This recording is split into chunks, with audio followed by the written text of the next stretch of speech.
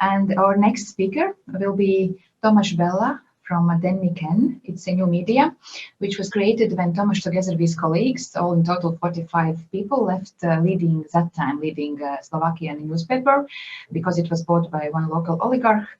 My Latvian colleagues maybe will see some similarities because some similar event happened in Latvia some 10 years ago. But when they left, they established Denník N, which is an independent Slovak daily newspaper, supported mostly by online subscriptions. But I think Tomáš should explain more actually where they get money and how they calculate it, because I listened some of his previous conversations and it seemed very exciting and also useful for us to learn something more. So Tomáš, please, microphone is yours. Thank you. Hello, everyone. I hope you can see my screen now. So thanks very much for introduction. As Inga said, we are only 6 years old newspaper based in Slovakia. We have a second newspaper in Czech Republic for the last 2 years. We are very much focused on politics, investigative journalism, and really like the most expensive kind of journalism there is, you know, so long form interviews and so on. And this 6 years ago, when we were born, we used to work for the biggest newspaper in Slovakia, but the oligarch bought it, so we established a new paper, which is of course the easy part. The hard part is how we can actually survive, starting not only print paper, but actually survive and actually do a quality journalism that we wanted to do. So this was our situation in 6 years ago. We had 45 journalists and we had no one else. So we had 0 managers. We don't have any marketing department. We have not even, you know, like assistant or something like that. So we knew from the beginning that this is okay. We can hire some people, but probably not too many. And our only chance of survival is actually to focus on online subscriptions. So even when we have the print product, and we have a couple of print products now, you know, there is no really like a big future in this. So we have to focus on online subscriptions. And when we looked at the chart like this, we had to kind of look around old colleagues and tell them, okay, you can see that there is no one else in this company. You know, there is no other like subscription department or business department. Like there is no one else. You know, so you are all shareholders, you are all reporters, journalists, and so on. But either we can together make this work, and we can make it work in terms of business as well, or we will not exist and we will go bankrupt in 3 months or 6 months or whatever is the runway we have. So basically, we said to ourselves, let's build a tools that will actually allow us to have a company that employs almost exclusively journalists, and let's give them tools that actually this makes business sense as well, right? So this is one of the screenshots of the software that we started building, and you can recognize most of the companies have something like this. Our difference, this is what our editors are looking at every day, is that we are showing not only the readers' numbers of you know, how many people are reading this article right now, but we are actually showing how many people subscribe to this article. You know, how many people subscribe because of this article, and what is the conversion rate, right? So it actually gives editors information. Okay, which article I should keep longer on the front page, so that we'll actually sell subscriptions, and which one is actually not doing well. The important thing here is to say is that it's not, the editors can still do whatever they want with the information. They can still say, okay, I'm ignoring this because the article is still important and I don't care if it's not selling, but we are just constantly feeding them this information. And we are also very careful not to give them information that we think is damaging. So for example, the page views numbers, I think is quite damaging. For many years, we lived in a world where business department was happy if the page views numbers were high. And this kind of led people to clickbait, you know, like if I put sex in the headline, I will have a lot of page views. So we actually, if someone asks us, how many page views did my article has, we tell them, we will not tell you, like you should not care about this number because this is not actually relevant for your work. This is another example. This is kind of an email that every reporter gets in the morning, and it says, in last 24 hours, your #1 article was this one. It sold 16 subscriptions, #2 sold 4 subscriptions, and so on. This is another email all the reporters are getting every week. And it's the important thing here is that it's not only showing what were the most successful articles that you had, but it's also showing on the bottom what were the least successful. So what did you actually do, and nobody kind of reacted to that. So again, we will never tell anyone, please stop writing this, but we are kind of just like nudging them, saying, okay, there doesn't seem to be like a lot of response to this, but like do what you want with the information, but we are just telling you, maybe you could spend time somewhere else. The important thing, and this usually sounds really horrible when I start talking about this, someone from Germany told me a couple of years ago, like, you would go to jail in Germany, like you cannot be forcing journalists on the business side of the paper. This actually works because what we realize is that the articles that are actually selling subscriptions are exactly the same ones that are actually bringing the biggest journalistic prizes. And they are actually the same ones that reporters themselves want to write, So these are the top best-selling articles we had in 6 years, and they are the exact same articles that got the prizes. So there are a lot of investigative journalism, a lot of reportage, then there would be a lot of like long interviews, long analyses, and so on. So we realize that there is actually very big correlation between what we want to write and what journalists like to write and what actually readers want to pay for. This is another interesting thing that happened, is that we realized after these 6 years, every year, even when we are hiring more and more reporters, so we went from 45 reporters to 90 reporters in Slovakia now, every year we are writing less and less articles, but each article gets longer and longer on average. And it's interesting because we never told anyone, please write longer articles or please write less but longer articles.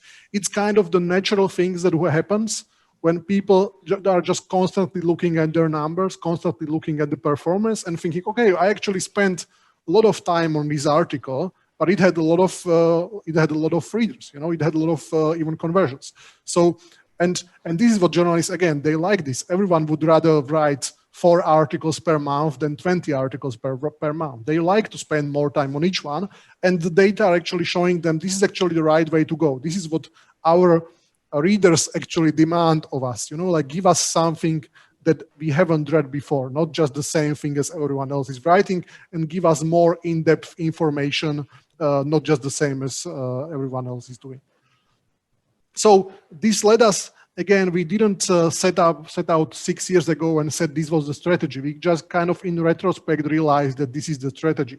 So it's actually pushing us to write very long and very analytical articles, this bottom right side here. And we are also doing a lot of very, very, very short news, literally just 1 sentence on 2 sentences, because the short news bring a lot of traffic on the website and the long articles bring a lot of revenue. And we are trying to like vacate the middle, we are trying to do as little as possible of the typical newspaper articles, which are 400 words, 500, 600 words. There is some new quote added, but more or less it's something that someone else already wrote before. Because there is no business model for those articles, and there is also, frankly, like not much interest of journalists in writing this. So either you are the first one and just report it and then move on, or you want to bring me something that no one has ever read before, and then of course spend a lot of time on it, so it can really be article that no one saw before. So this is where we are after 6 years. So this is the final. So the important number here is that we have 61,000 subscribers now, which is almost 1.5% of the population. So that's quite a good result. And obviously, we never set out to say we want to have a profitable company. Our biggest hope, really, like 6 years ago, was not to go bankrupt, and that seemed like a very courageous wish. But it turned out that this is actually focusing on online subscriptions and involving all the employees actually in the success of subscriptions is actually quite a good business as well. So we will have about more than 1 million euros profit this year expected. One more thing I want to show you is that now the structure of the companies, we have about 85 journalists, we have 8 software developers, and only like 5 or 6 people who are doing everything else. And that's including management, including me, business, advertising, sell, and so on. So You can notice the second big part is really the software development, and we really spent a lot of time on a lot of resources on software development to basically make the jobs of journalists as easy as possible. So I will just show you this one scenario. So we only hired first marketing guy after 4 years. So even the newsletters, we have like 20 different newsletters. Even the jobs that are normally done by some special departments are done by journalists, but it can be done by journalists because it's very easy. So this is how actually you send the newsletter from our system, and you can see this is our WordPress. So there is just one button, click an email, create an email, and the reporter will see everything is like done for him. So he has a special version of newsletter for the subscribers, another different version for non-subscribers. He will just check if it's okay. He will click on send, and he's sending the newsletter. So this way, they can actually do it themselves. And a lot of the things are done in a way that, okay, we will make things that are normally hard as easy as possible. And then, journalists actually like to do it themselves, not wait for someone to do it themselves. Another example is, this is how the we are trying to replace the work of the software developers as well. So again, now we have 1/2 of person for marketing, and it's enough because we have this kind of system for setting up the marketing automation. So again, it's the software we built. And again, if I want to say what happens with the new user, if there is a new payment, this is extremely easy drag and drop system where I can just define myself. I don't need to tell anyone from the software development how they should change it. Either define what kind of emails we are sending, what kind of banners we are showing, and so on. So it makes it extremely efficient and extremely, like you can save a lot of like manpower by actually focusing on the software. So to sum it up. The important part is that we don't want to create, and we didn't create like this terrible dystopia where journalists would be forced to think about business instead of thinking about their own job. It only works when they have a really lot of freedom, and they can decide what they want to do with the information, and they can decide what they want to write. They are all shareholders, so they have probably more rights than most of the journalists in somewhere else. In 6 years, from those 50 people, we had only one single employee leave in 6 years, so it tells you that they probably don't feel very oppressed. They actually feel quite happy about the jobs. So give them as much freedom as want, but try to nudge them by the data, basically just by choosing carefully about what kind of data you are showing them. It will change the behavior, even those people who are actually saying, no, it will not change my behavior, and no, I will not look at the data because I know what I should write. So that was actually our experience. And by the way, last thing, the parts of the software that we built, the things that I showed you, this is all free and this is all open source. So we always welcome like other publishers to just take a look. If you want to steal our software or steal our ideas, we are always happy to if you do that. So there is the website for that. So I think we have time for questions. Yeah, Tomáš, thank you very much. I have as a first question already immediately. Does it more depend on the topic journalist is writing if the reader will pay for it, or it depends on how the story is written? Because this is what we can see as a journalist quite often, and that maybe it's even, you can write even about phone book, very exciting story. It's mostly about storytelling. How do you write the story? Yeah, good question. So there is not, of course, it depends on both, but there's not much you can do about the topics because, if something is happening in the country, you have to cover it.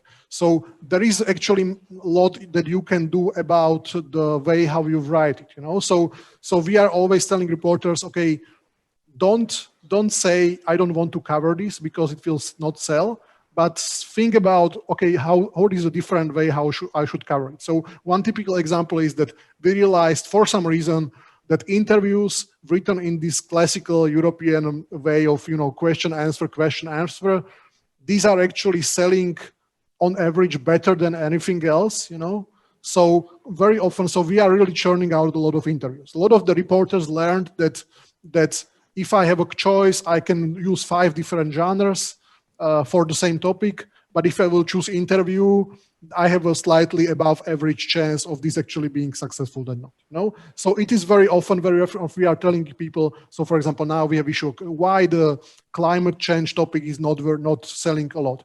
we will not do anything with that. Like we will not stop writing about climate change, but we will keep trying different methods and different genres until we actually find out what is the right one that actually works, or what are the right ones that actually works for this. Thank you. How important it is to use other ways of how to show this information? I mean, how much do you use like podcasts or like video formats, or still you stuck to this written format because you see that you can sell with this and you don't need to actually think about all these other formats? Yeah, so we do have podcasts and we do have videos, and those are free. But we only started doing them after we were profitable. We were only doing things to like survive for first 2 years.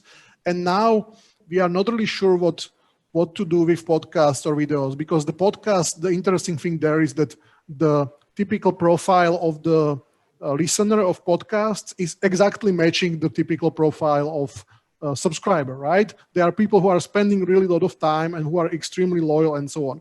So the business logic would tell us that these people should actually be paying. And that's why we are saying in podcasts, even when they are free, they are saying, please subscribe to us and so on. And it's quite successful, but still it's free content. So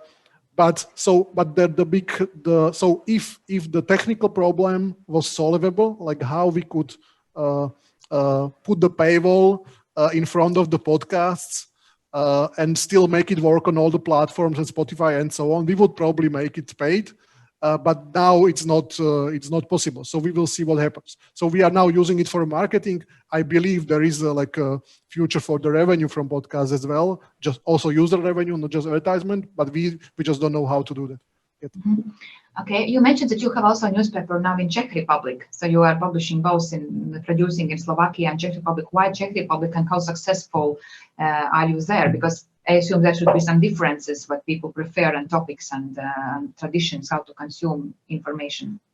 Yeah, so the interesting challenge there was that in Slovakia we had this sexy story of, we are fighting against the oligarch, and that's why people supported us in the first year. In Czech Republic, there was nothing like that. We were just kind of spoke with the investor locally. We were saying, okay, the biggest newspapers are in the hand of the prime minister, so can we try something else? So we established exactly the same format. It's going exactly according to the plan. So we have 20,000 subscribers in Czech Republic. We need about 23,000 for break even. So we should be in break even next year. So it's going well. The question is in how many other countries the same kind of model could be repeated. We are trying to think about our model as kind of anti-oligarchic business model of the paper, because the oligarch can go around and can scare a lot of big advertisers from advertising with you, but he cannot go around and scare 50,000 people, tell them not to give you €5 per month, So I think this is a good model for countries, east from Germany, at least, where we have these kind of problems with the ownership of the media, but we will see. How much does it cost to subscribe Dennik N? It's between it's either 5, 7 or €9 per month. So we have quite a complicated offer, but it actually works quite well, So we are working a lot with upselling people, and that's usually like the first advice. The one mistake that I think a lot of the publishers are doing, especially in our region, is that to set up one price. We realize that there is a lot of money to be made in actually setting different price levels and like working with that. So it means that's why your approach is to have different levels of prices, yes? So people can choose. And from what it depends, what they have for more expensive and what's for least. Yeah, so for example, there is one difference in content. So for €5, you don't get the business news. You have to be paying 7 if you want to read the business section. And the rest is in the kind of features, So with 7, you can read mobile app. You have some special newsletters. You have some. You can attend our events and so on. So there are like 10 different things. The one single most important thing, based on the research, single most important reason why people pay more. Okay, so number one is they just want to give us money, and really they said this in research. Like we said, why are you paying? And most of the people say, I'm paying more just because I want to pay more, just because I want to support you. And the second most important reason is that we have this feature unlocking articles for friends. So if you are paying €9, you can actually get like a special link, put it on Facebook, and you can unlock all our articles for your friends, which generates a lot of new emails for us. And it's also makes people happy because they are kind of influencers who unlock things for their friends and they thank them for it, so on and so on. So these are two things. We are out of time, but we have still 2 questions, so if you can answer shortly. First of all, one is for viewers is saying bravo to Tomas for opening source to the software, so thank you. Then question is, please ask Tomas about the total investment in the infrastructure. Can you give some approximate number? So the investment, like we got at the start, we got from 6 individuals, we got 1.2 million euros. In the end, we actually spent 600,000, we spent half of it. So we spent 600,000 euros in first 2 years until we got to break even. And if you mean infrastructure, like a technical, we like everything, our cost structure is extremely simple. So the salaries are almost all the costs, you know, it's like 90%. Everything else is almost like like you won't notice the cost, you know, so even the hardware and the running and so on, everything is cheap compared to just salaries of people, and we like to spend money on the salaries of people. So, you know, that's not really an issue there. Okay, and the last question, what is the difference between newsletters for subscribers and non-subscribers? So we like to use newsletters for retention. So, and we don't most of the newsletters are not done in a way that you have to click on them. We are just sending the full texts into email, because a lot of the people like to read it in email, that you don't have to go to the web page. And this works as long as you are a subscriber, so you will get the full text into email.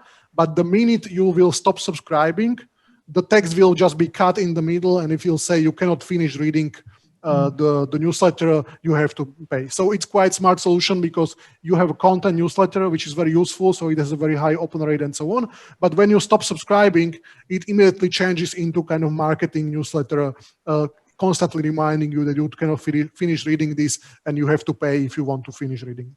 Super. Thank you very much, Tomas. Thank you for your presentation. Thank you very much.